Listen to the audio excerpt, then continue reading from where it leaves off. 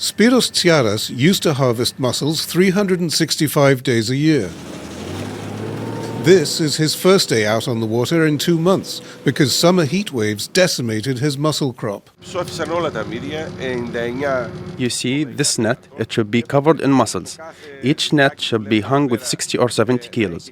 Instead, the majority died because of heat shock and lack of oxygen in the water.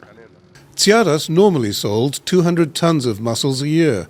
This year's crop is down by at least 70%, he says, and he won't have a crop next year, as new seedlings need time to grow.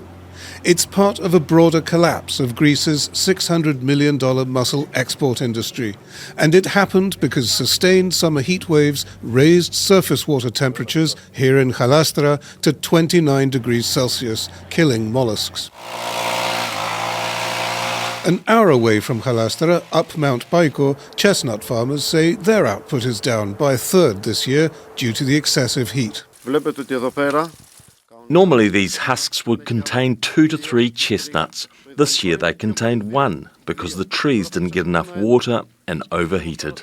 My family and I have been growing chestnuts for 40 years. In our collective memory, there's never been a year like this one. Some farmers have installed irrigation, but not all can afford it. Misirkos sold 35 tons of chestnuts in a good year. This year he's down to half that, and estimates that will put him in debt for the next 2 to 3 years, assuming normal production returns. 15 years ago, the Bank of Greece asked scientists to report on the likely effects of climate change on the economy.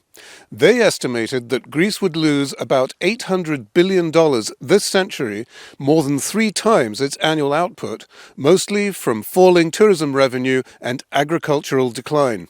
That bill is now coming in.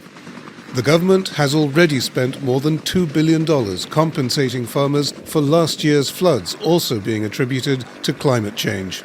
So far, it doesn't seem to have the money to compensate mussel or chestnut farmers and many others who've seen a huge fall in yield. For now, they have to absorb the cost of putting nature out of balance. Psaropoulos, Al Jazeera, in the Greek region of Macedonia. Make sure to subscribe to our channel to get the latest news from Al Jazeera.